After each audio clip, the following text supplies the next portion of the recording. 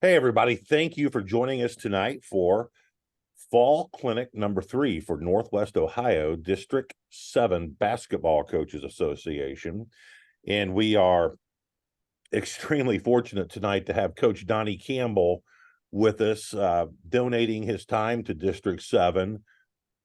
And he's going to talk about two things besides his career. Number one, he's going to touch on leadership, which he has been traveling all over the United States of America here of late, discussing that topic. And he's going to talk to us about the motion offense that he taught and is known from coast to coast as one of the best teachers of motion offense. And Coach Campbell has been on several different clinics over his long career. He's been featured on everything from Good Morning America to Ted Anderson's Too Much Time on My Hands clinics, which were vastly popular during our lockdown due to the COVID virus. But before we get into Coach Campbell, I do want to take some time here, just a couple seconds, and thank our sponsor for tonight's Coach Campbell presentation, and that's Game 1 Athletics, located right here in Toledo, Ohio, in Holland, actually, right outside of Toledo. And the main man for Game 1 is LJ Archambault. And LJ and I have done business together for longer than I can remember, even, for all those years where it was team sports. But LJ and Game 1 have been very gracious to District 7 for long before I came around, we're going on 20 years now. But LJ Archambault is the man with the plan at Game 1. If you have any Okay, so for your, we should probably, how the fuck do I turn this off? you have any needs for your team, get with LJ at lj.archamb, B as in boy, EAU at game-1.com, or give him a call. This is his office number, 419-466-1691. Coach Campbell, we're so blessed to have you with us, and thank you so much for donating your time to District 7. And I'm going to turn it over to you because, trust me, Coach, they do not want to hear me. Hey, thank you. Hey, thanks to everybody for being here tonight. I'm a math teacher, so I'm in my classroom. I just stayed here tonight. I had some tests to grade, and I'm getting ready to speak. I'm traveling to Chicago in a week to speak, and then the next week I go to Phoenix. So a little bit about what has happened. I've been a high school basketball coach in Kansas for 28 years. I was a head coach, and then I was an assistant for 3 years. So I coached in Kansas for 31 years. I retired in Kansas, and now I'm teaching at Lee Summit North High School. And when I leave tonight, anything that you ever want from me, anything, I'll email it to you. I'll give you my email. I'll give you my phone number. You're welcome to call me. I won't be able to talk to you much during the day because my classroom has no cell service and I have 7th-hour plans, so I teach straight through. So a lot of times I don't even know if it's raining when I leave here at night. So, but I love to help coaches, and Derek and I have always helped each other out a lot. I had questions for him. I'd call him and we'd talk, and so that's what I miss the most. Well, I miss players. I love the smell of a gym. I love being in the gym, and I miss the relationships that I had when I was coaching. And I'm envious of you coaches getting prepared and getting ready to start. I always loved this time of year because I knew I was really, really smart. We hadn't played any games yet. So what has happened in the last 2.5 years? One morning I was walking into my classroom, and I'm getting ready to start my day. I put the keys in the door, and one of my colleagues down the hallway sees me and yells out there and says, "Hey, there's the famous basketball coach that inspired Jason Sudeikis' new show, Ted Lasso. Well, to be honest with you, I knew absolutely nothing about it. So I went home that night, and my wife and I did some research, and we started watching it on Apple TV, and we got hooked. Now, I didn't see myself in the show, but my wife pointed up at the screen and said, "Yeah, Donnie, that's you." So I didn't really see that. My wife did. I do see many of the lessons that I tried to teach our players being modeled by a football soccer coach on a show. So since that program has come out, I've been fortunate enough to go around the country and speak on leadership. And I think I heard Coach Krzyzewski say this better than me, but I felt the same way.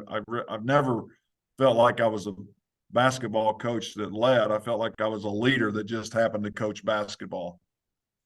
And my first year coaching, and then I'll really get into my leadership, is my first year as a head coach. I was going to make sure that my players were the most prepared, the most fundamentally sound, the toughest, the best condition, and we worked and practiced hard, just like we played in games. I was going to run motion offense like Bob Knight. We were going to play man-to-man defense. I worked those kids. They were so prepared. And that first season, after all that preparation, we ended up with a record of 3-18. And for you out there, you surely know that's 3 wins and 18 losses. So that first season, I had a lot of soul searching to do. So I went out and did a lot of reading. And I did a lot of study on leadership, not on basketball, not the X's and O's. And what I realized one day, I was reading something by John Wooden. I'm a big John Wooden fan. And if you haven't studied his leadership books, you need to do that, because it's as good as stuff as there is out there on leadership. And there was a quote that I read that really changed my whole coaching style, my whole teaching style was, success is peace of mind. And this is his definition of success. Success is peace of mind, which is direct result and self-satisfaction, and knowing you did your very best to become the best you're capable of becoming. That really hit home for me. I was trying to develop these players to be really, really talented basketball players. I was doing everything backwards. What I needed to be doing was developing these young men into leaders, committed to the team. They'd work hard. They were trustworthy. All those characteristics that I felt were very, very important. And when you develop talented basketball players, that doesn't mean you're going to have a team. So if I could develop kids to be leaders, to work hard, to be trustworthy, to be committed, that would be sustainable success. Now, that doesn't mean you're going to win a state championship every year, but I promise you, you'll be the best you can be. So every day to start practice, I would have I didn't bring the book with me. I normally have it in here. I have a blue John Wooden book that has all his quotes, and I would start practice with a quote about leadership, whether it be, be quick but don't hurry. I think one of the things, you never can be wrong by doing right. So that's what I did for 28 years as head coach. And what I found very quickly after that first year, we ended up the second year we were 6-15. The third year we ended up being 11-10 and had a winning record. And then I left that year, that school, and went to Shawnee Mission West, where I coached Jason Sudeikis. And the rest is history. So when I go out and speak on leadership, I think you have to have an idea of what you're looking for in a player. So I was changing my whole paradigm when I first started coaching, and I needed to figure out what I was looking for in a player, what I really wanted our program, our values. What was our values? So I came up with 3 things, and I think if you put these 3 things down and you think about the best teams you've had, I'm sure that these come about. Number 1 is trust. Trust. You have to have trust. You've got to trust. If players trust each other, you trust players, they trust you. I think trust comes in 2 forms. I think number 1 is you do what you say you're going to do. You can't have trust without honesty. And two is your consistent behavior every day demonstrates to me and to your teammates how committed you are. I know as a coach, it's hard to play somebody a lot who really hasn't put the amount of time in and really hasn't worked in practice. If they don't work hard in practice, how are you going to trust them in a game? If they don't do a good job in the classroom, how are you going to trust them as a player? So we really looked at trust was a big word for us. We were looking for people we could trust that we could count on. Number two is accountability. And Coach and I talked about that before everybody got on. If you're not willing to hold people accountable, then you have no business being a head coach, because you have to hold people accountable. There has to be a standard that you have, and you have to be able to sit down and have those difficult conversations with players. And if you've got players that hold each other accountable, that is the ultimate team. Because if you're the one that's constantly doing holding people accountable, that's probably not going to be a very good year. If you got players that are holding each accountable and you holding assistants accountable, all that is so important. Accountability is extremely important in a program. And I think that goes with that commitment side of it is next. But I think trust, if you look at your program and you feel like there's not trust there, I think it comes down to communication. I think most teams have issues because coaches and players don't do a good job communicating with each other. I really believe you need to create things in practice to force your players to talk. Kids are on their cell phones all the time now. It's hard to get kids to communicate. So what we did a lot in practice, we did a lot of disadvantage drills. I'm sure you guys and gals do 6-on-4, 5-on-4. We did a lot of disadvantage drills, which force kids to communicate. And when you communicate, it develops trust. I heard this said at a clinic, and I thought it was really good. A blind person ought to be able to walk into your gym and know in a half an hour what you emphasize. Ours was always defense. So commitment was our last thing, and I touched on that a little bit. But to me, I wanted players that were committed to the team first.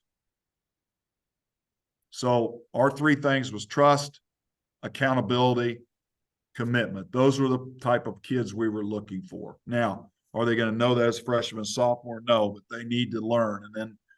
And by the time, as Coach and I talked about earlier, by the time they get to be juniors and seniors, they should know how things are done in your culture. And I want you to think about your basketball team, and culture is a big buzzword, is whatever behavior, whatever the worst behavior is being allowed in your program, that's really your true culture. If you allow kids to be late to practice, if you allow kids not to listen during practice when you're talking, then you have no one to blame but yourself. I remember I had a player one year that at the end of the year, I was still dealing with the same issues I was dealing with clear back in November. And that's not the kid's fault. That was my fault. I didn't do a good job holding him accountable. And probably if I had to do it all over again, I probably wouldn't have had that young man on the team. So you have to be able to hold players accountable. And I heard another thing the other day. If you really want to study leadership, study football coaches.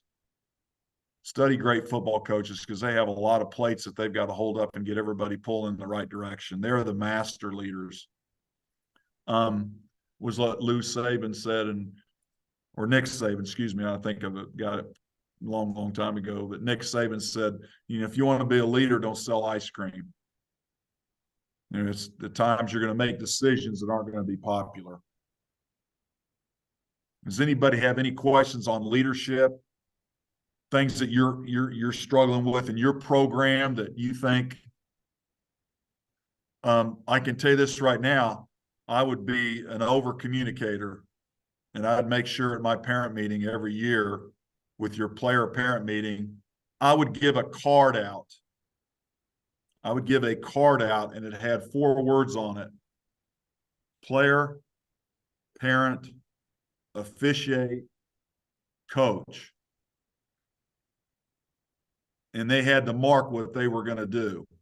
And then we would talk about their responsibilities. Hopefully, it wasn't to be a coach, because I was going to be the coach.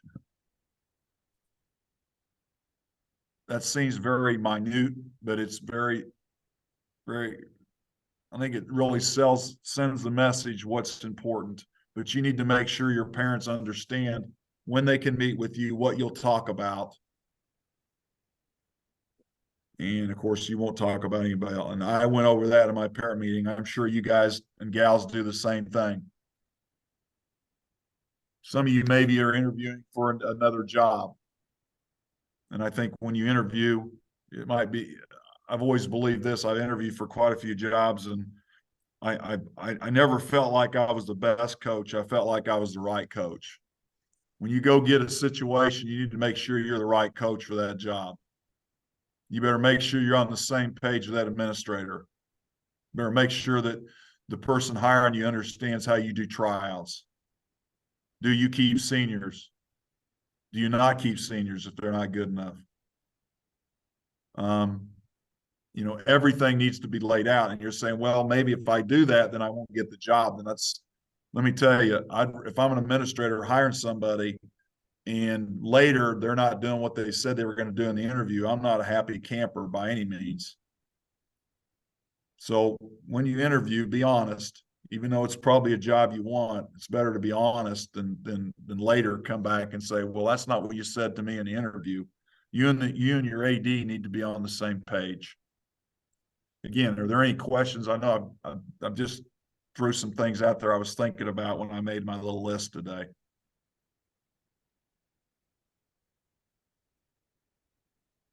Yeah, I've got nothing in the chat here, Donnie. So that's good Move stuff. on. That's good stuff. I one of the things I really enjoyed, I learned something every time I spoke with Coach Campbell. Gosh, Donnie, we've probably been friends for darn near 20 years, I'd imagine. Yep. Is the clarity of how you defined your players' roles. And I don't think it takes a lot of talent to define a kid's role for them. But one of the things you were head and shoulders above most of us at was making that kid buy into that role. Mm-hmm. And I think when we start talking about motion, you know, motion offense is not equal opportunity offense. You know, I think a lot of people think it is. I think in the summer it can be because you're developing different skills, but I think you need to sit down and you need to make sure that every kid in your program understands what their role is going to be. I always did it during tryouts. If I had a kid that you know was maybe borderline, I just said, hey, you're going to be this for us this year. Can you do this for us?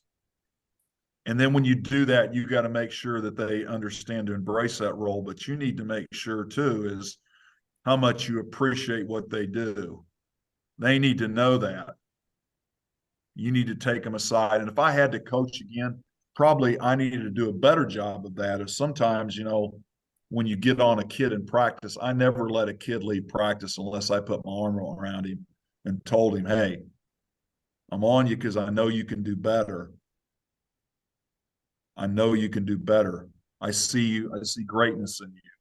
But they need to know what they can and can't do. Let's talk about shot selection, which might be the number one important thing in any offense you run.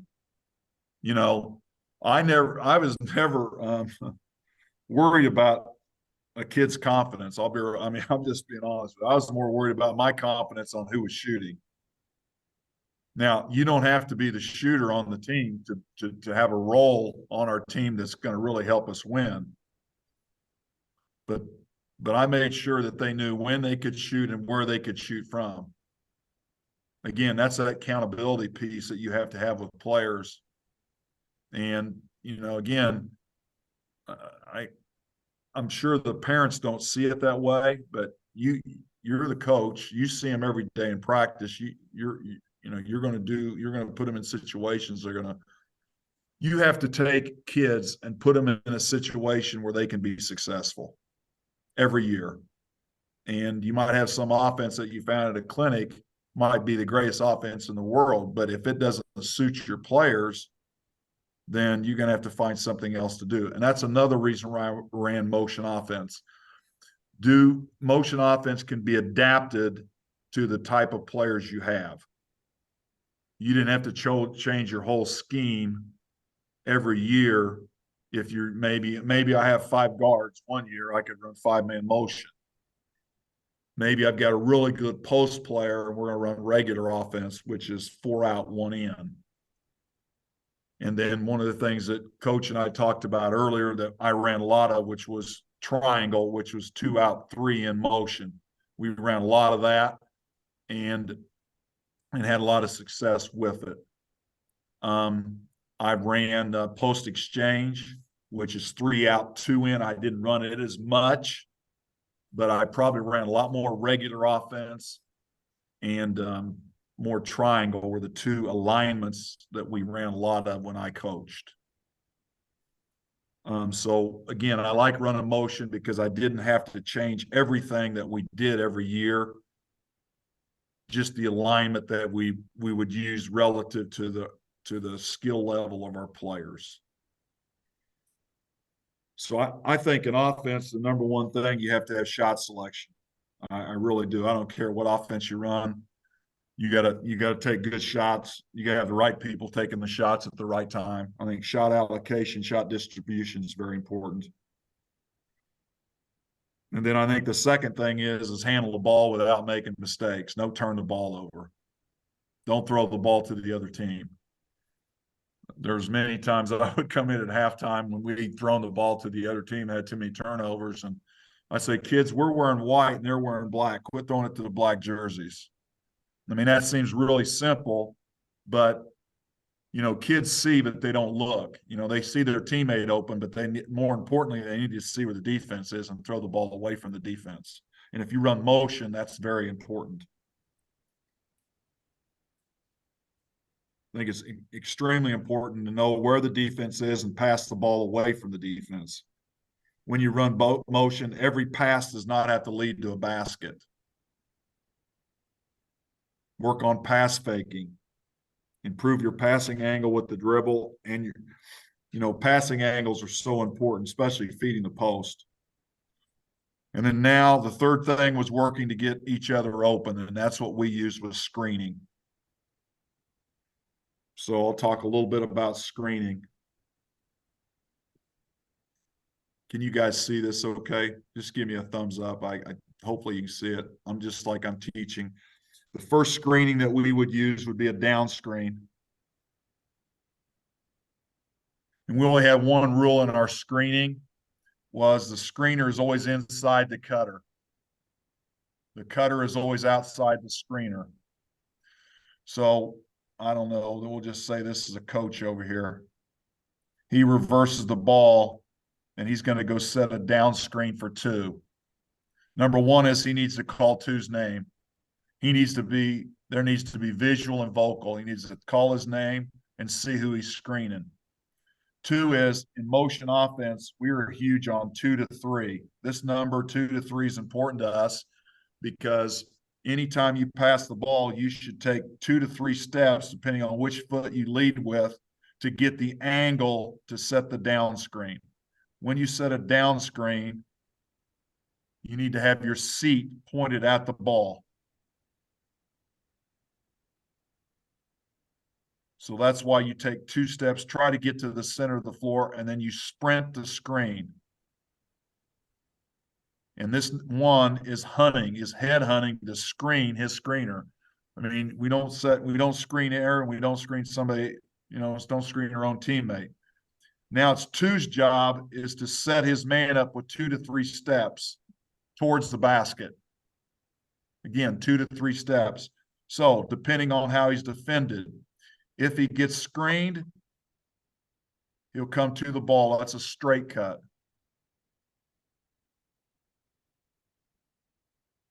That's if his man gets screened.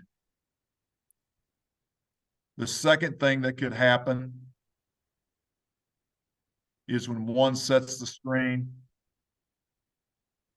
two's man chases him and he curl cuts.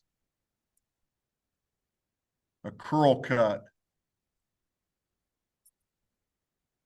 The third thing that could happen is one goes to screen and sees defender gets above the screen, so he takes him high and cuts low. We call that a back cut. And then the fourth thing that could happen is one goes to screen and two's man goes under the screen and we rescreen and he bumps or fades.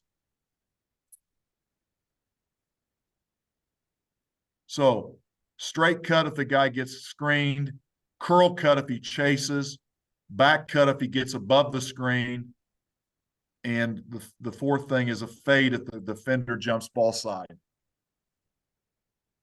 And I'll talk about a switch later. Everybody switches now, right? I love switching. So those are the four cuts off a down screen. How do you know who the screener is? The screener should always be inside the cutter. The screener should be closest to the center of the floor. One of the things that I think is really important too is your court markings when you run motion. We would always have a piece of tape, or it's the volleyball baseline right across the floor right there. That was our motion. We wanted the ball kept off the baseline. We wanted everybody above this motion line, which would be the volleyball baseline.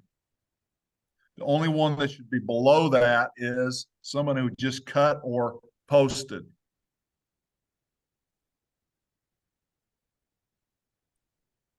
We'd have another line that would be right through the middle of the floor, and this would tell us whoever was closest to the middle of the floor would be the screener. So in this case, one passes the ball to coach. He knows he's the screener because he's closest to the center of the floor. He'll set a down screen. Another situation would be if, let's say, one passed the ball, made a basket cut, and now he's setting up a good situation for a back screen. So now, again, how do we know that one's a screener? He's closest to the center of the floor. So he will set a back screen. Again, the screener will call out the guy's name. Now there's three cuts off a back screen. If the cutter gets screened, we'll go low. If the cutter defender goes on the ball side, gets on the low side of him, he'll cut over top and he'll tight cut off the curl cut. We call it a curl or tight cut. And then the same thing happens. So we have back cut, curl cut, and a fade cut off a back screen. One just made the 7 cut into the post. And I just put a coach there with the ball. Let me move this up. Coach with the ball. This could be, of course, one of your players. One goes to set the back screen and two's man jumps ball side. Then that's the same thing again. We're going to rescreen and two is going to fade off of it for a shot. The passer will have to take the ball to the action and have the angle to make the pass. So 3 cuts off a back screen. Back, curl, fade. We didn't set a lot of cross screens because a lot of times when you cross screen block to block, I didn't like that as well because I felt like it was jamming up some of our cutting. I wanted only one person in the post. That doesn't mean that if you're running two-post offense that you couldn't put those guys block to block or one on the elbow and one on the opposite block. The third screen that I liked a lot, and we used it a lot when we had a really good shooter, is a fade or flare screen. So this is the time when the rule doesn't work. One's got the ball, player's over here. This guy's a good shooter. One's a good shooter, so he passes the ball to the coach. Now 2 is going to set a flare screen, so this breaks our rule. Who's ever man's closest to the center of the floor is going to set the screen. So you have 3 cuts off this. A straight cut, the screener got screened. The second cut, so a straight cut.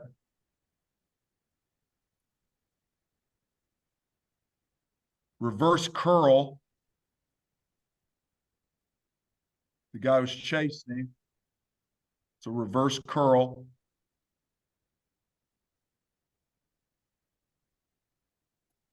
A back cut.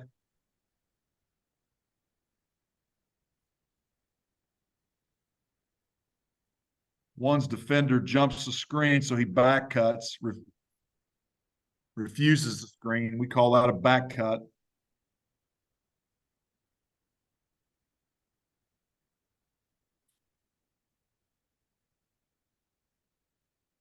Let's talk real quick and then I'll get into teaching. The reason why I like the offense to be run high, and I always told our players this, is when you go to buy a car, you want options. You want air conditioning, you want maybe heated seats, electric windows, all that stuff. When you end up as a player down here on the baseline, this little baseline right here, to me, is the best defender in basketball. Because if one is here and somebody's screening for him or her, he has no room to set his man up. So what I would do of a defender, I would jump on top of that screen because there's no room to back cut. So he's taking away an option. I want options. Same way if we don't like him in the corner. We feel like that's the worst place to run man-to-man offense. We want them up here.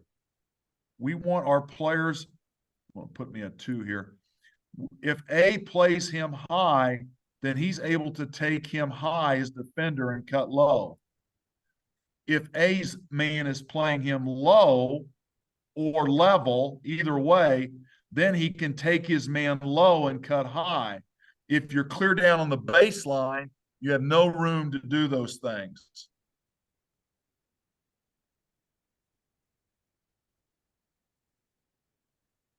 And if I ran flex, if hypothetically I run flex, I wouldn't run flex down here. I'd run flex up here if it was me. Anybody have any questions before I get into teaching? Yeah, I've got a question for you, Coach. Yes, sir. So when the screener becomes the second cutter, very good. Yeah. How did you go about keeping the court balanced after the screener had made contact with the chaser? Okay, so let's talk about that. That's really good. So let's say one sets a down screen and 2 goes over top of the screen.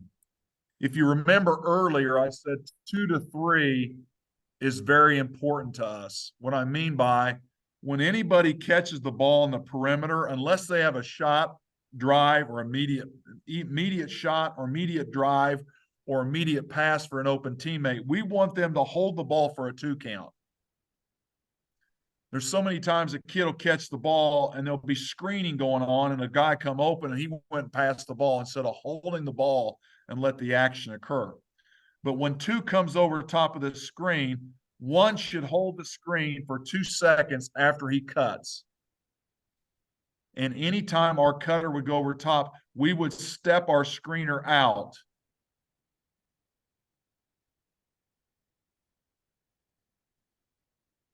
If the screener sets the down screen and the cutter cut low, not over top, then we would reverse pivot and flash to the high post. Any cut over top, we stepped out. Any low cut, we would fill the high post. That's really good against a switch. And again, a couple things here. You should always finish your cut to the rim. All cuts should finish to the rim. Hold the screen for a 2 count. And when you have the ball, when you catch the ball, receive the ball in the perimeter, you hold the ball for a 2 count, unless you have a shot or a drive or somebody's wide open for a shot or drive. We do not throw the ball to the baseline unless the guy's wide open for a shot or drive. Sometimes you'll have the ball, a kid will have the ball here, and a guy will cut. He won't stop under the basket. He'll keep going, and we'll throw it to him. And he can't do anything with it because the defender's right there recovering. So we don't throw the baseball to the baseline unless the guy's wide open for a shot or drive. We want the ball off the baseline, especially against teams of pressure. Does that answer questions on the cuts as far as the screener? Yeah, it does, Coach. I really like that action with the screener finishing a cut to the middle of the floor in the just above the nail hole area. I think that's great action, especially if a kid who's a good scorer, not necessarily a great shooter, but a good scorer, makes that cut and can catch and attack a closeout from there. We would do it set up a lot of times on a dead ball situation where we would put maybe a big here or a guy that we wanted to post, knowing they're going to switch. So then we would have them back cut and bring this guy to the high post, and we would high-low. That's really good against a switch. And then the other thing you could go to with a switch, and a lot of teams are doing it now, is the other counter we had versus a switch was a low cut by the cutter and the screener stepping back to the high post.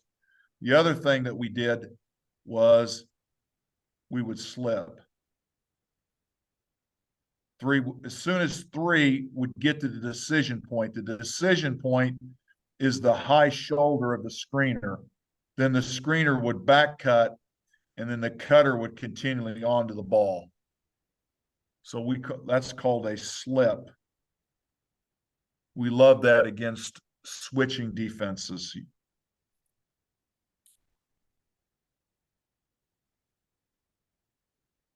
Yeah, that's great stuff. Thank you, Coach. Anybody else have any questions before I move on here in teaching it? Nope, no questions in the chat box, Coach. So every day in your offense, in your practice, this is what we worked on every day offensively.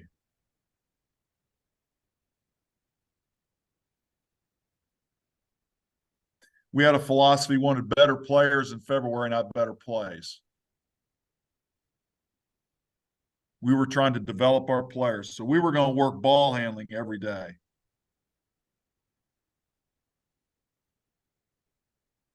Stationary ball handling, 2-ball dribble, whatever you do, we're going to do ball handling. We're going to screening and cutting every day. Whether it be 2-on-2, 3-on-3, 4-on-4. Whenever we did 2-on-2 and 3-on-3, we like feeders or a release.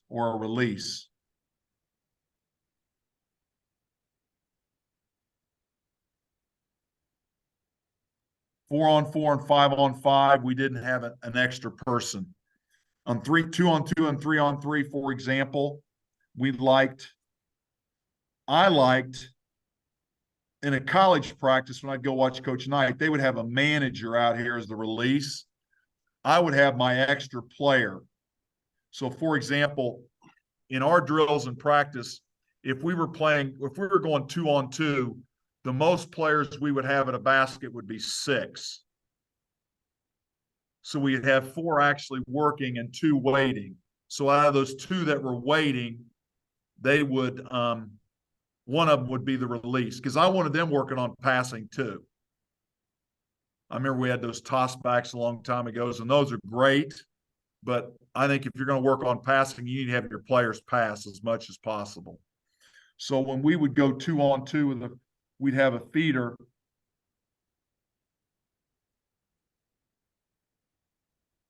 Two's got the ball.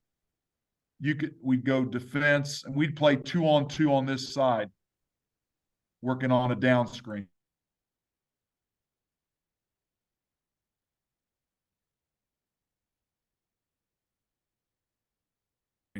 So, and then we'd have a manager with the release. Then we would play 3-on-3 with a release. Maybe we'd have a coach here, player here, player over here. Pass, maybe get a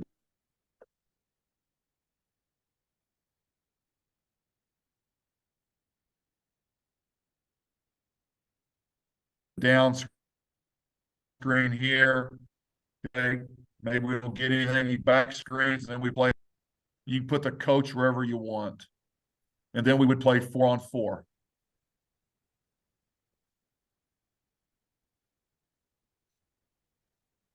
Yeah, Coach, going back to what you said about Coach Knight's practices, one of the things I picked up on really early in my career was these drills with an open coach or a feeder. And when it's live, when that open coach would drive or penetrate the basketball, which would make the kids who are playing defense in these drills react to that. And that was one of the huge takeaways I had from watching Coach Knight and Coach Dick Bennett's practices.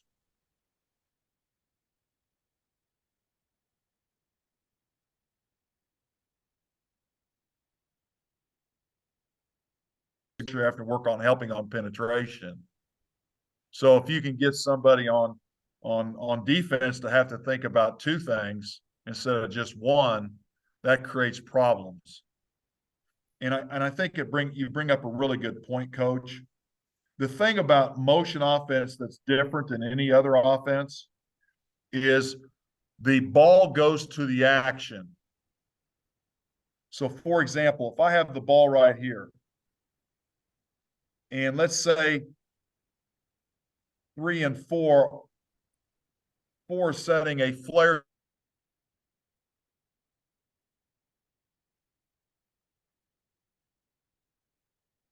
screen for 3. I'm not going to be able to make a pass that far away. It's no different than if there's a down screen going on.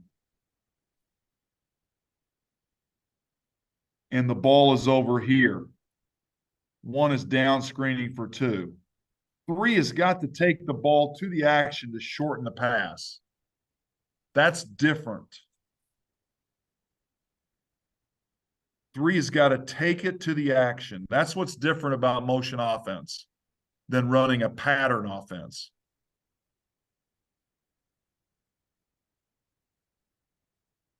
Hopefully I describe what I'm talking about. That's hard for people to understand sometimes, that the ball has got to go to the action. You got to shorten the pass. Yeah, I think that's a great point. It brings me back to one of my worst memories of coaching is I just taken a new job, and my wife and I had to move hours and hours and hours and hours away from where we were currently at. And so I inherited a staff. Yes. And one of the, the coaches on the staff were used to the kids running a pattern. So I'm teaching blocker mover, which is motion. And we were teaching how to read screens, whatever. And the guys who were used to kids using patterned offenses hated the fact that a player might curl a cut or fade, and it threw off the continuity of it, what they called a pattern.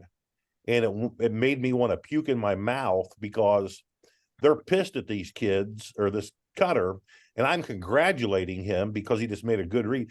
So over time, we were all on the same page after I'd gotten rid of some of those guys and brought my guys on.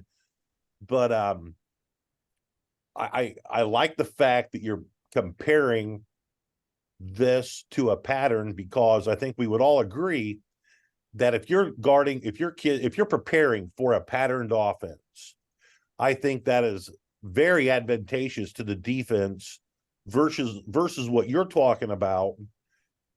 And when you're trying to prepare for motion, you're preparing for actions that the other team runs or executes, which I think is vastly more difficult than an offense where there's a screen set and we all know where the cutter's going to go to ensure there's court balance. I think this too is, I wanted something. I went to a Bob Knight coaching academy when I first started coaching.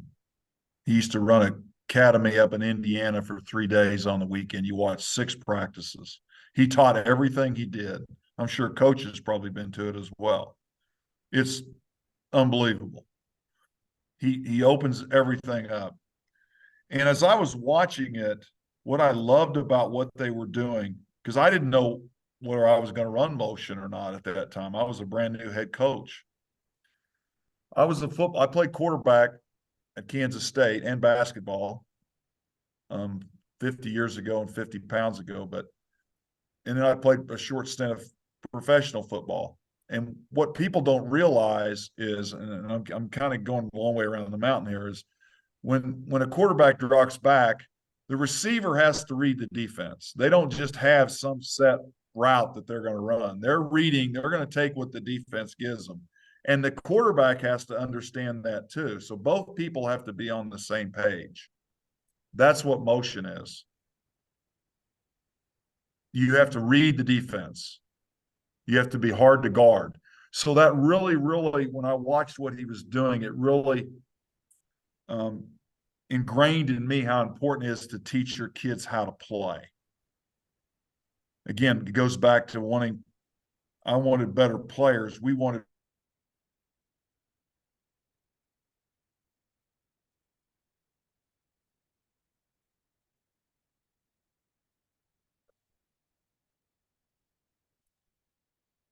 Yeah, Coach, we're froze here. I don't know if you've got a Wi-Fi. money motion offense. Okay. Can you hear me, Coach? Barely. Can you hear me? Yeah, you're coming through loud and clear, but there's times here in the last couple minutes where your screen will freeze a little bit. Okay. I don't know what the heck's going on here. But I just think bottom line is you need to teach your kids how to play. And I also think if you want to run motion, it's got to be throughout your whole program. You just can't say, I'm going to run motion with my varsity kids, because I think it takes about 2 years to really ingrain that into your program.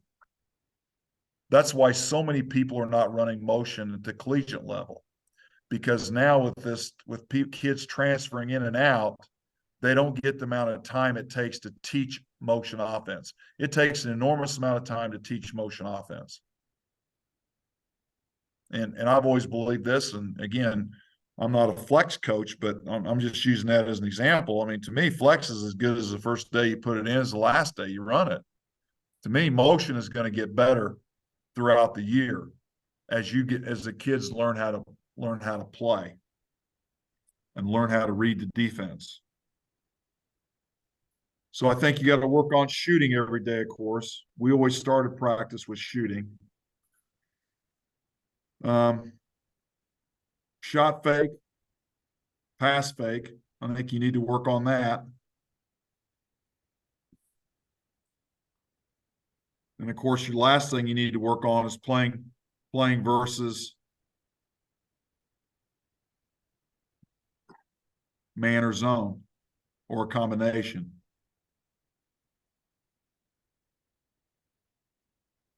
That's another thing about run motion. You can run motion against combination defenses. Yeah, I'm going to interject again, Coach. I don't know, maybe 5 or 6 years ago, we were preparing for our sectional draw, or who we drew in sectional, and they ran a pure matchup. It was one of the best matchups any of my teams had faced, no matter if it was in Indiana or Ohio. And the first person I contacted was you. And the motion you showed us versus that matchup, it was great. And the biggest takeaway from that was we didn't have to teach a new offense. It was just a matter of repositioning some players and looking for different areas on the court, but it was still motion. I think one of the best things to do against combination defenses, where it's a box or a diamond or triangle or whatever you're running against, is have your best player at the high post and have him go set a down screen.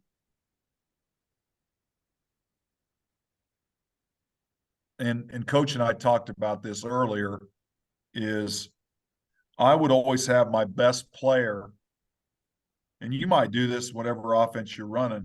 I always had my best player had to set 3 screens before they could shoot.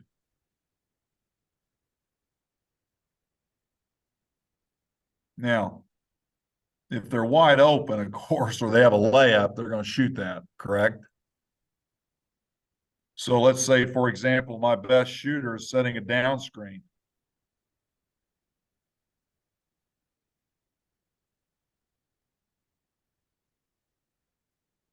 Well, one's man and the shooter's man, especially the screener's man, is right here, probably helping out. And we're screening one's man. If five helps, five's man helps, five's going to be able to step out and either shoot or drive. And I just think the hardest thing to guard is a really good shooter or scorer that sets a screen, because it forces his defender or her defender that if she helps or he helps, he's going to be able to step out. They're going to be able to get a shot or a drive.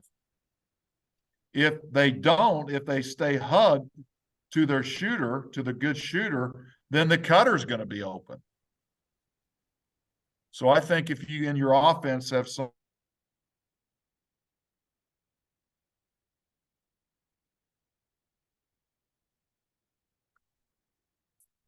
way of having your best screen, some scoring opportunities. I mean, we would go every day, we would play some sort of 2-on-2 every day. And we would set it up, whether it be at half court, and we'd be working on 2-on-2.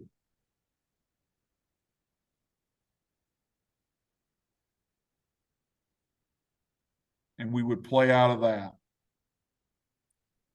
2-on-2. And they just continually played. So we might work on a down screen one day, or maybe we'd go 2-on-2, working on a flare screen.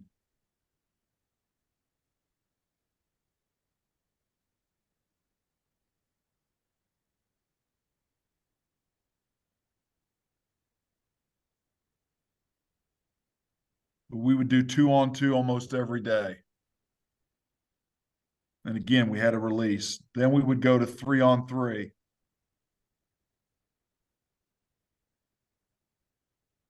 With a release. We might put a coach at the top of the key.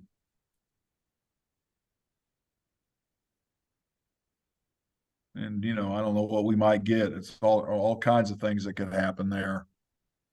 So 3-on-3 with a release. And then we would go to 3-on-3 with a postman.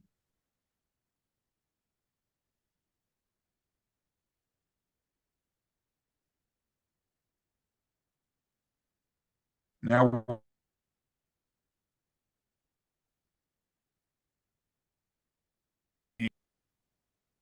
until the postman had touched the ball 3 times. So, we could pass, we could basket cut, we could go down screen, but we were playing 3-on-3 with a postman, and the ball could not be shot until that postman had touched the ball 3 times. And then we would go 4-on-4. And you can do 4-on-4 however you want to do it. I think you got to work no dribble every day. No dribble. Maybe we'd say you have to, and we did have this rule, you had to make 4 passes before you could shoot.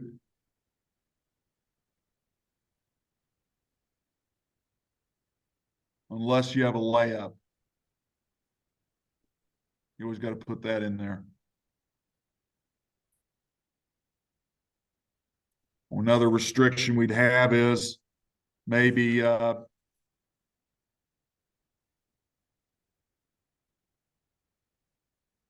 me get some notebook paper out here.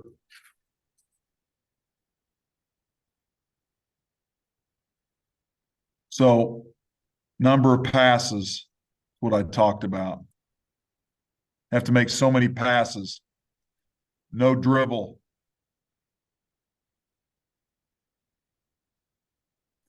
Best player can't shoot. Why do we do that? Well, what if that person gets in foul trouble and we don't have them in a game?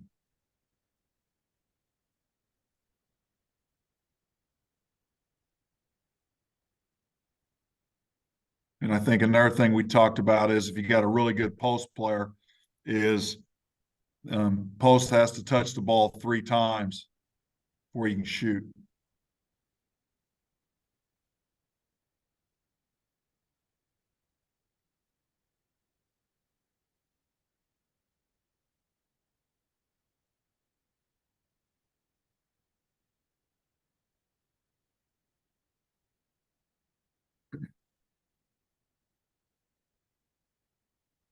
I'm just going through all my notes of clinics I've run to make sure that I go over stuff that we've done, and I think you've got to go 5-on-0 every day too. And I think that forces the kids to communicate. They've got to call the person's name out. They got to set their cuts up and work on floor balance. Floor balance is huge in any offense you run. And the more screening you have, the more issues you have with spacing. So sometimes we'll be running 5-on-0 or something, and I'll just yell stop.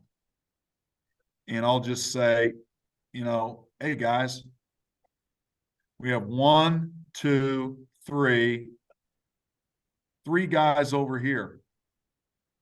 That's not good floor balance.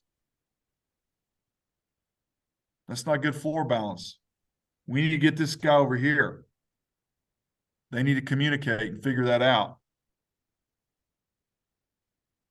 And that's just by looking, and at times, is it going to be the one thing about running motion? I ran it for a long time, is all of a sudden everything looks like a garbled up mess.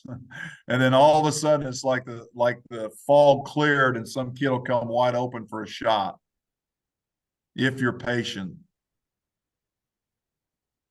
But floor balance, it should be 2-on-2 on both sides of the floor. It's not going to be perfect by any means. Any other questions or comments of things that we did? No, I really like that comment about when the fog clears, because I was at a coach's clinic 3 Saturdays ago in Tipton, Indiana, and one of the speakers was also a Coach Knight guy. He'd been on Coach Knight's staff at Texas Tech, and he said, I'd get really frustrated 5-on-0 the day before a game. We're not killing the kids, but we're doing a lot of 5-on-0 before a game. And then we'd have the second team or the third team come on and simulate how the other team played defense. And I would, he said he would leave with just a sour taste in his mouth. And the next day they would go to play. And he said some of the things they did in 5-on-0 translated as garbled up as it looked. He said they were getting wide open layups. And this is at the college level. And he said, the more I've taught this, the more I've learned to swallow my whistle sometimes. Yes, most definitely. And also it forces your kids. I always told our kids that if you're hearing me in practice, the more you hear me, then you guys are not doing a very good job, because you guys should be communicating with each other. I always believe that communication is a contact sport. We're to the point in our world now, everybody can text and we communicate, but we don't talk. You can't have a good basketball team unless you talk. And you should have a language with your team too about what certain things mean. There should be a vocabulary there that your team knows. For us, like red meant that we needed to foul because we needed the ball. It was urgent. Blue meant we weren't going to shoot. Weren't going to shoot anything but layups and free throws. That was blue. So you have to have, terminology that you use with your team. Here's our rules to our motion. Look below you to screen.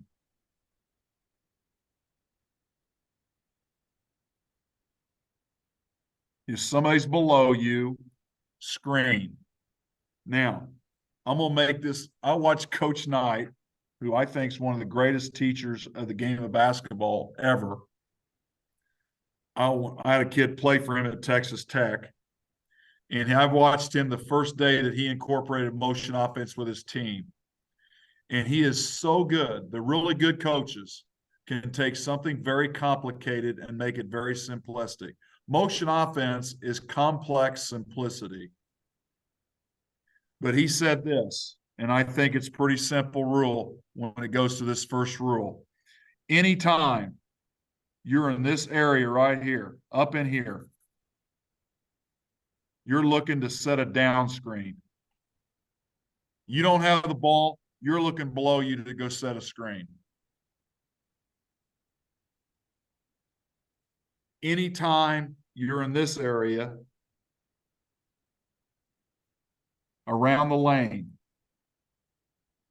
anytime you're looking to step out and back screen. And that's all he said, and they start playing. It's so simplistic, but it's so true. So look below you to screen. Secondly, do not make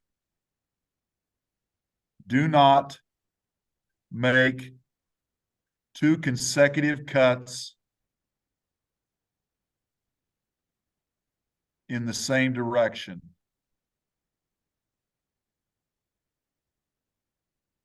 Goes back to floor balance.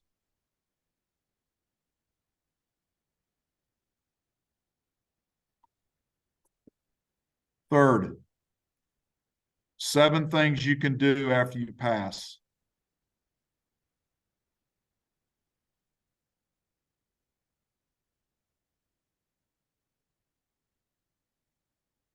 Number 1, go to the ball.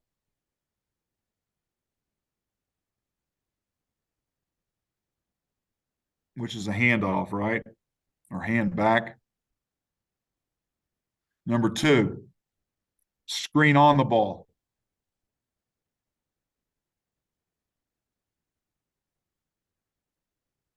Number 3, inside cut to the baseline. 4, screen away.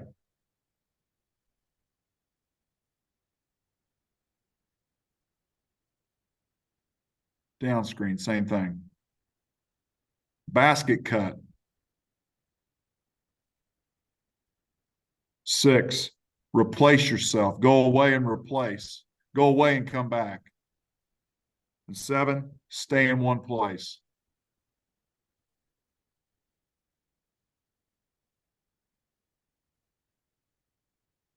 So we did not want these. This one, and this one. We weren't going to go get the ball for a handoff. We were not going to screen on the ball. Now, you're a better coach than me if you can incorporate ball screens in your offense out of motion. I just didn't like that because we were trying to break the habit of always following the ball instead of reading our man. Pass the ball and cut or screen. Don't go pass the ball and follow your pass. So these were the things that we wanted to occur. One of those after we pass. Spacing. We talked about that earlier. 15 to 18-foot spacing. Of course, that's not going to happen when you're screening. Okay? Not when you're screening. But if the screener goes over top, that screener, or the cutter goes over top of the screen, that screener needs to step out. The best place to run offense, motion offense, is we wanted this area right here. Somebody in there. We wanted the ball in that area right there. If we could get the ball there, we felt like we were in good shape because there's no help side.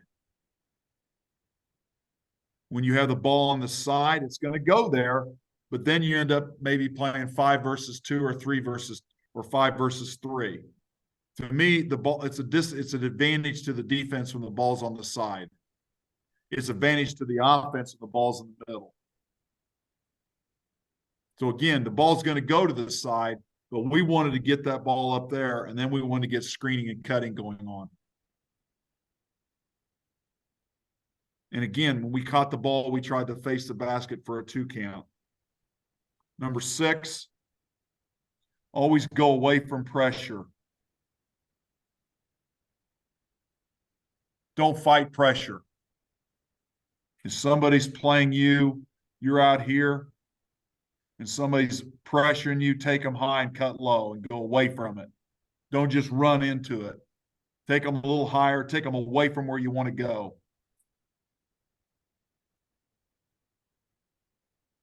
So those were our rules. Now, if you receive the ball in the post, if you're in the post, you can do 3 things. Number 1, say the ball's here. Post can screen away. We didn't do a lot of this, but you can. You can. Ball's here. Ball's reversed up on top. You can step out and back screen.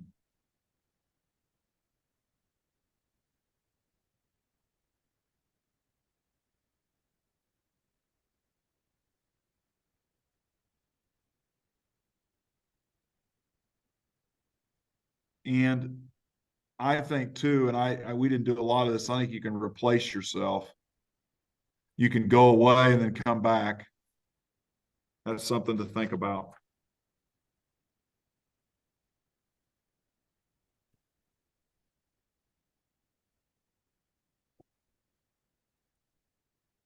Our secondary break is we would just have a coach, we'd practice this, and we would have our players in here blocking out, of course, or stepping up the lane when the ball's shot or whatever, or somebody pinching or whatever. And then the point guard would be the outlet. So if the ball was met, if the shot was made, then the 5-man would take it out of bounds, or the 4. It didn't matter to us. A lot of times, if our 5 couldn't take it out, he took off down the middle of the floor, and then 1 would be the outlet as 4 took it out, and we would throw it, and 2 and 3 would always be the opposite, and we were right in our offense. Whoever had the ball that took the ball to bounce, whether it was 4 or 5, would stay behind the ball. So coming down the floor, let's say 1 got the ball here. Let's say 4 threw it into him. 5 is running the floor. 2 should be out wide, and 3 should be on the other side. Again, for floor balance. So let's say they came down the floor, and I'm going to turn this around like this. Let's say 1 had the ball. 4 trailed. 2's here. 3's here. 5's here. So we're right in our offense. 4 can go right down and down screen. 5 can step out and back screen, and we're right in our offense. I can still remember when I first started coaching. Roy Williams is a mentor of mine. When he was at KU, I used to drive over there. We ran, I know a lot of you might have already remembered that we ran North Carolina secondary break till the cows come home, because that's what they ran. We spent so much time on secondary break. Well, we don't do that when we ran motion. Now, each time they would be in different places. Now, if your 5-man is not a person that you want being a release on the way back, and he took the ball to bounce, then you just have immediately go screen. So let's say you came down the floor, and let's say 5 took the ball to bounce. 1's here, 3's here, 4's in the post, 2's here. 5 should immediately go screen, because we're not going to reverse the ball to him.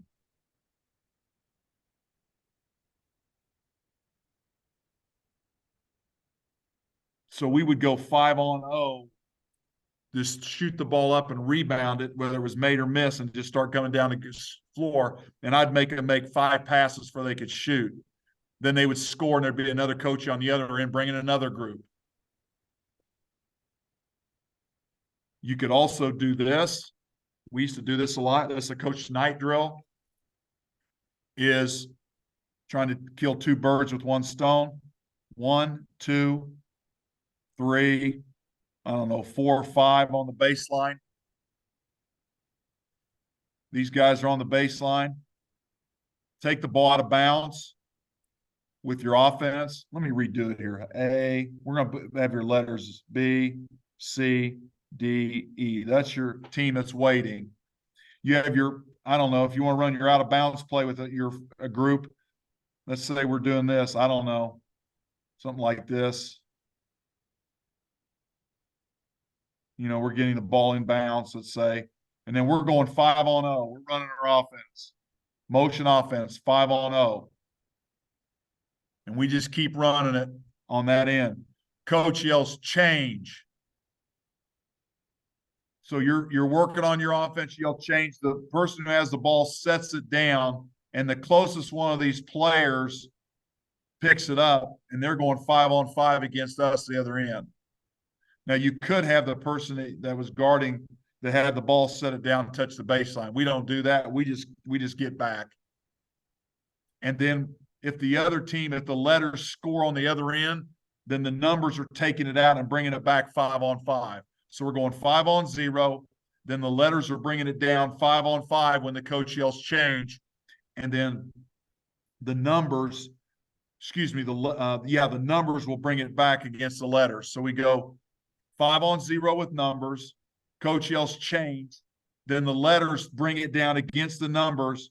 And then there's either a score or turnover. And then the numbers bring it back against the letters. And then we set it up again. Does that make sense?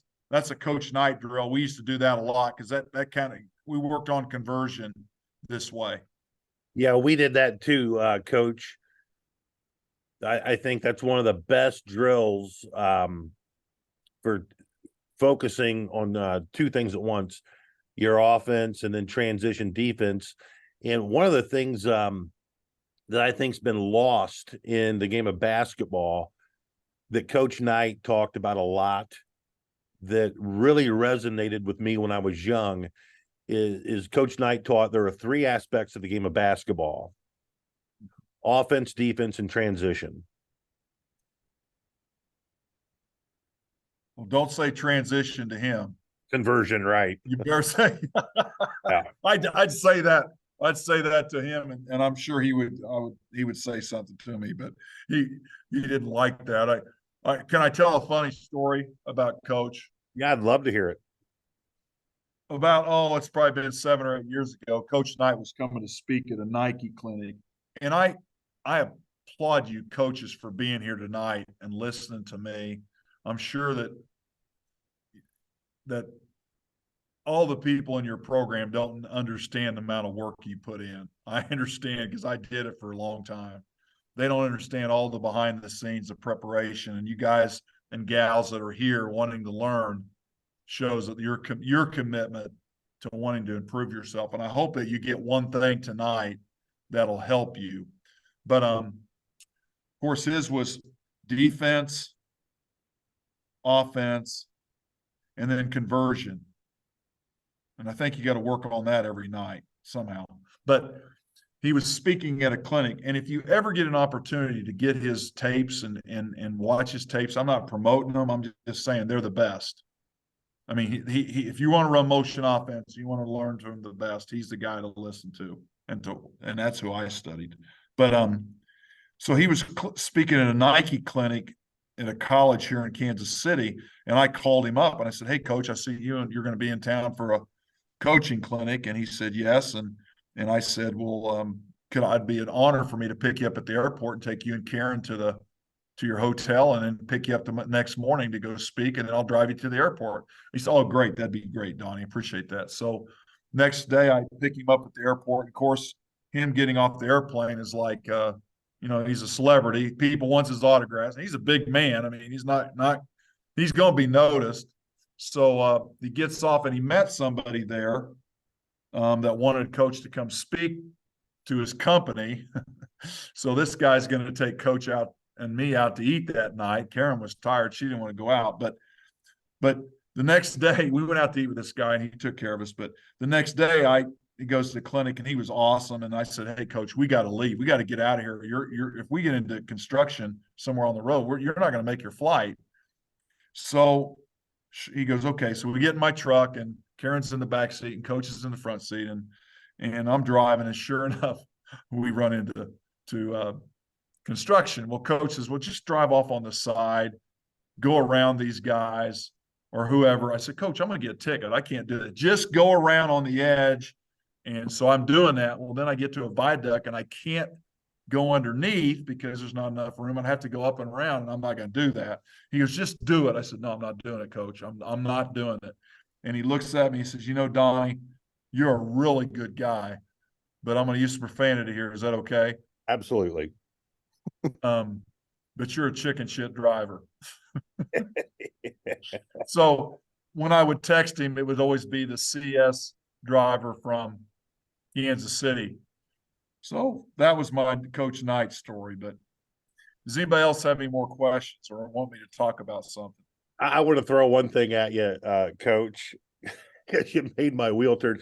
I've been so lucky. The game of basketball been so good to Stephanie and I, but my point is, two of the people who are closest to me in this game, yourself and Jack Gaber, and Coach Gaber was on Coach Knight's staff back in the 70s, and then he moved on to being a high school coach in Indiana.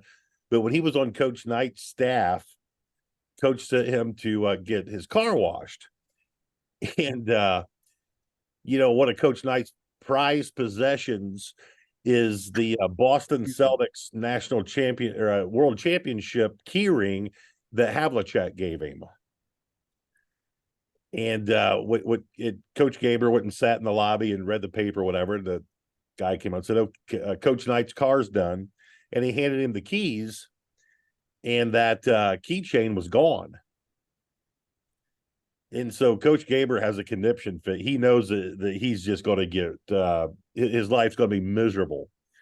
So Coach Gaber says, "Pull the gates up off of the floor and the where they were washing cars." And Coach jumped down in all that slime and sludge and got on his hands and knees, that stuff, and found that key ring. And I promise you, he saved himself some misery. Oh my gosh. I can't to this day, his hands shake when he tells his story. Oh, yeah, he's definitely an intimidating man. He's been so good to me, allowing me to come to his practice, to talk on the phone basketball. In fact, one night he sat down with me.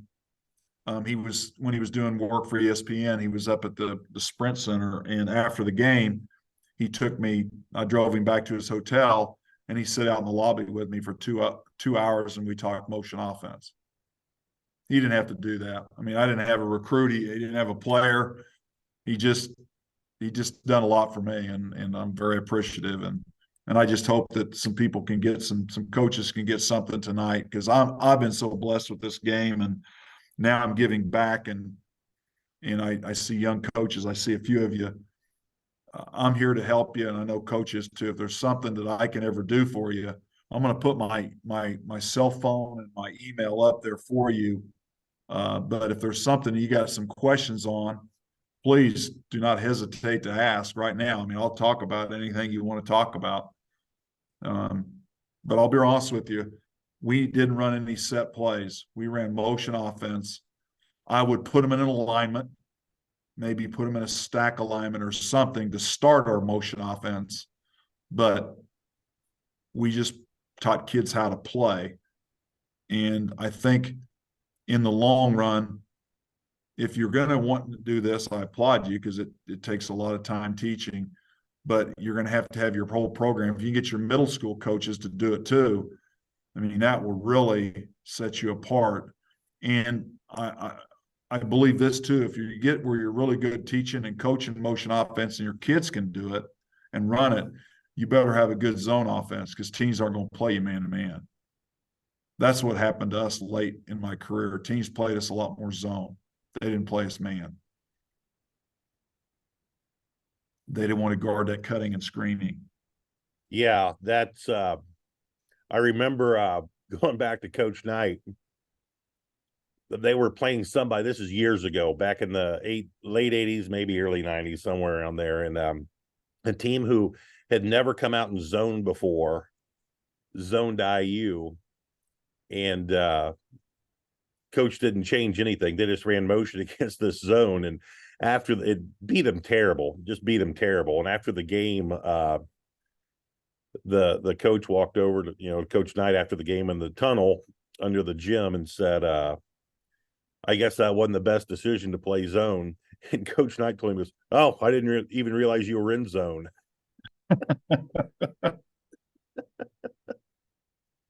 Yes, I tell you. Is anything else I could talk about that you'd like? Triangle, anything that somebody wants, alignments that we ran, or I'd like to see those, but I've got a message here from Coach Mark Anderson, who's coaching professional basketball. oh wow, Yeah, he's fantastic. He's been a mentor of mine for a long time, but he just wrote on here that he's just taken some great notes and how much he enjoyed your presentation, Coach. Oh, well, I hope I didn't put anybody to sleep. I've got to go another Zoom call here in about a half an hour, 45 minutes I have these pre-event calls before I go speak.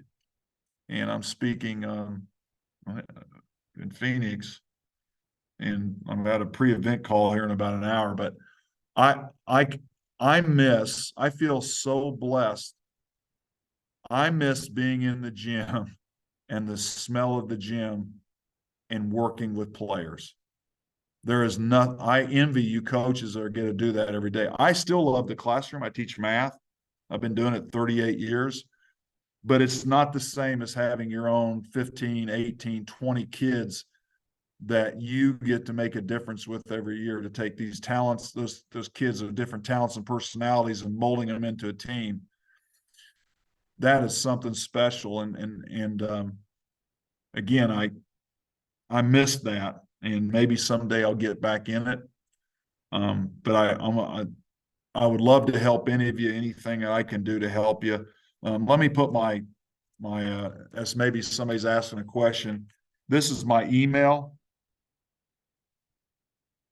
Coach Donnie Campbell at gmail.com. That's my home email. Coach Donnie Campbell at gmail.com. And my cell phone number is 913-558-5463. That's my cell. And again, during the day, I probably won't answer it. But if there's something you have, a question you have, and you need to understand, I'll say this short story. I helped a guy that called me and wanted me to help him run motion. And I told him when we started, I said, you don't want to do this. I mean, I'm trying to be the devil's advocate here with you guys and gals, okay? I don't think you really understand the commitment it takes to run motion offense, because you're going to spend a ton of time in teaching. And I think there's a lot of coaching out there now, but not a lot of teaching. And you have to have some patience, and you got to be willing to take a step back before you take 2 steps forward. But I always felt like we were a tough team to play against late in the year by doing the things that we did. We played one defense, which was man-to-man, half-court man-to-man. We didn't press. I don't think I maybe played 2 or 3 possessions of zone in my whole career. And we ran motion offense. So would love to help anybody that wants help. Well, Coach, this was outstanding. I knew it would be, but thank you so much for donating your time to Northwest Ohio District 7 Basketball Coaches Association. It's no wonder that Jason Stadenkus used you as his prototype when he got offered the position to be Ted Lasso. And the one thing I think is very important to say is a famous movie star is not going to publicly admit who he got his stuff from if this person wasn't outstanding. Thank you. And it's been an honor. I know every time we talk, the first thing I do is run towards my notebook and just write like mad everything I can remember that you said. And I know I'm being selfish here, but so much of the stuff that you've said tonight, my cell phone's been lighting up. My assistant coach, my old assistant coaches are on here, are making reference to, oh, so this is where you got that stuff from. And they're exactly right. It's been outstanding, and I can't thank you enough, Coach. It's been an honor getting you on this Zoom, and I know the coaches here in Northwest Ohio have just learned a great deal about a lot of different things. So thank you. And I'll end on this is I'm a Xerox machine. Everything that I showed tonight, I've gotten from somebody. If you really want to learn from, and I know you totally agree with me on this, the best coaches are Bob Knight. You need to study him. Don Meyer, Yep. or as good as it gets. Roy Williams was really good to me. And Jim Boone. Jim Boone is as good as teaching motion offense as any coach in the country. So thank you guys. And I hope you guys win every game this year. Thank you for having me on. It's an honor. Appreciate it. Thank you, Coach, and thank you to Game One and LJ Archambault for sponsoring this. And we've got Justin Sonnenberg just left us a message thanking you, Coach. So people who are on this tonight, thank you so much for attending. And again, Coach, thank you so much, and stay in touch, and the best of luck to you as you're traveling the country, giving your motivational speeches and making people understand what true leadership is all about. Thank you. See y'all later. Best of luck this year. Thanks, Bye-bye. Coach. Bye-bye. Bye.